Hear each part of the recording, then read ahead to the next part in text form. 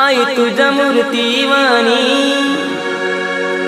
या जगात मूर्ती नाही।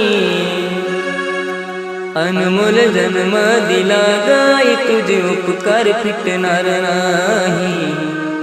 अनमोल जन्म दिला गाई तुझे उपकार फिटणार नाही। बालपणी मी खेळत खेळत बालपणी मी खेळत खेळत होत जवताना अमृताहुनी गोड पाजलास पान। अमृताहुनी गोड पाजलास पान। तुझ्या या उपकाराची कधी जाणीव झाली नाही। अनमोल